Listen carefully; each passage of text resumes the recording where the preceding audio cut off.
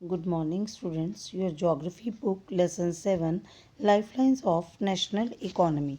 आज हम इस चैप्टर में जो बात करने जा रहे हैं ये हमारी इकोनॉमी को डेवलप करने के लिए जो लाइफलाइन का काम करती हैं उनके बारे में हम इस चैप्टर में रीड करने जा रहे हैं. जैसे कई बार हम अपने घर में देखें बहुत सारी चीज़ें किसी के ऊपर किसी दूसरे देश की स्टैंप लगी होती है, तो इसका मतलब क्या है कि वो उस कंट्री से बनकर हम तक पहुंचा है.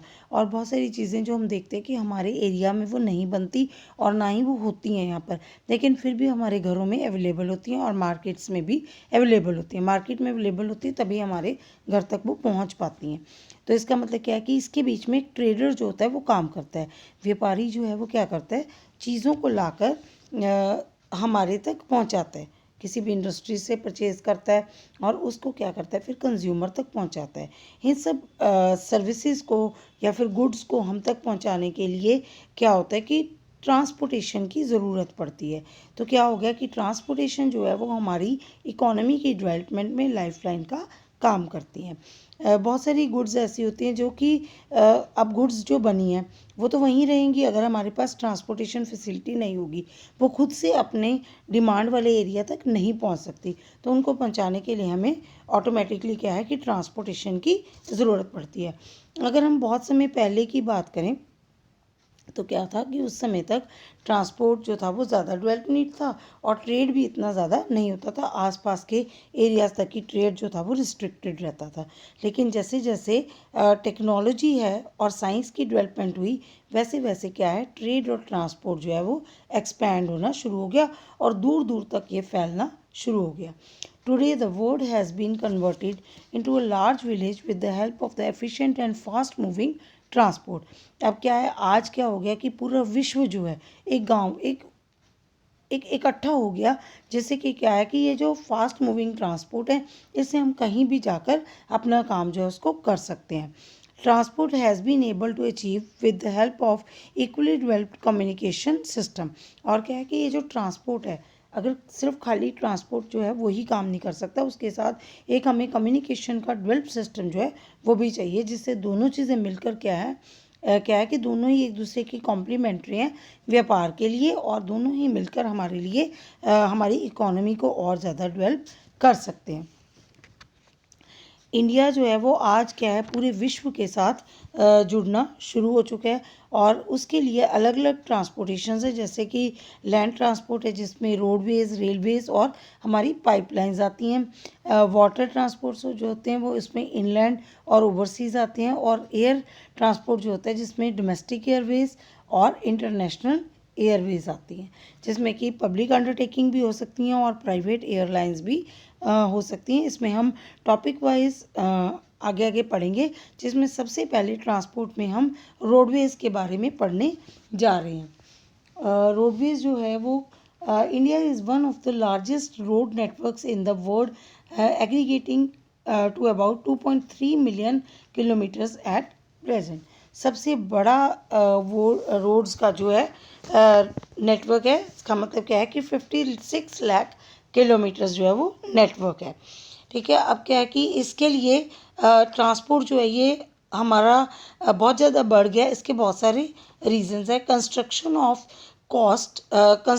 Cost of the roads is much lower than that of the railway lines.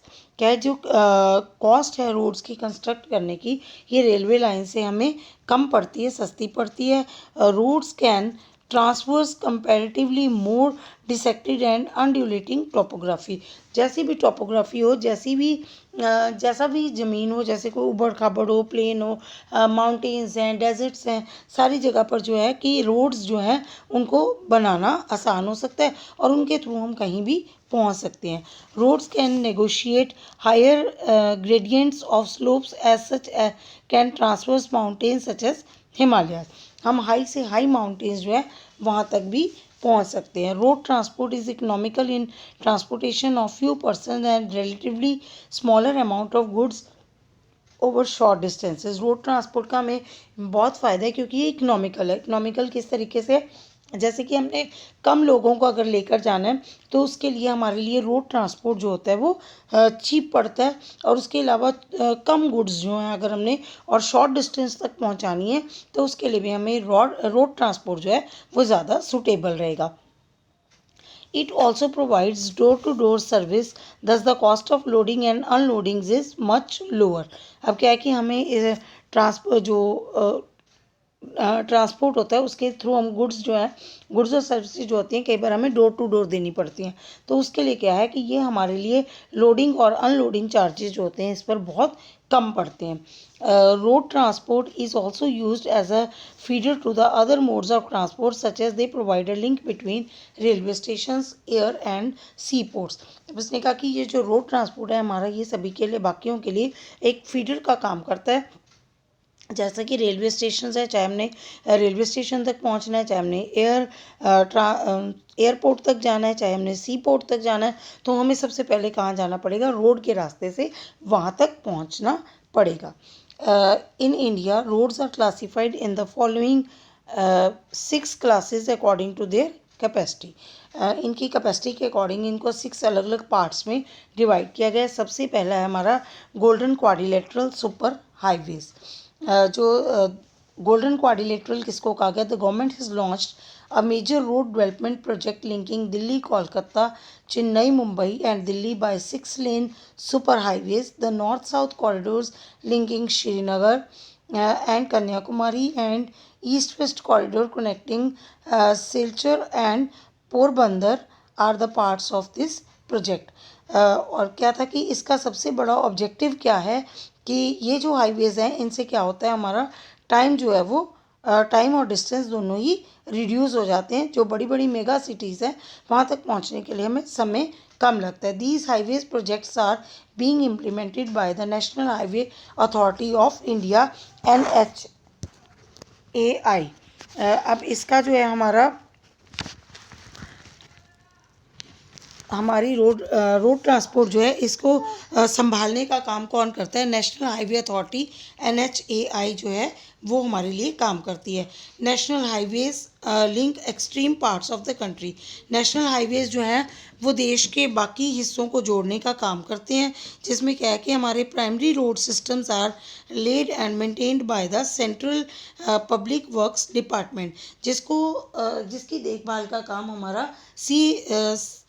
CPWD जो है वो करती है। द हिस्टोरिकल शेरशाह सूरी मार्ग is called the National Highway number 1 between Delhi and Amritsar. National highway जो है शेरशाह सूरी मार्ग जो है वो हमारा नेशनल हाईवे नंबर 1 कहलाता है, जो कि दिल्ली से अमृतसर को आपस में कनेक्ट करता है। State highways roads linking a state capital with different district headquarters are known as state highways. State highways कौन से होते हैं, जो हमारी स्टेट्स को आपस में कैपिटल्स को आपस में लिंक करते हैं और डिस्ट्रिक्ट्स को लिंक करते हैं, उनको स्टेट हाईवेज कहते हैं। और इनकी देखभाल का काम जो है वो PWD पब्लिक वर्क डिपार्टमेंट जो है वो करता है। District roads these roads connect the district headquarters with other places of the district. These roads are maintained by the Zila Parishad. District roads जो हैं वो डिस्ट्रिक्ट हेडक्वार्टर्स को एक दूसरे के साथ जोड़ती हैं सभी डिस्ट्रिक्ट्स को, और इनकी देखभाल जो है वो ज़िला परिषद करते हैं।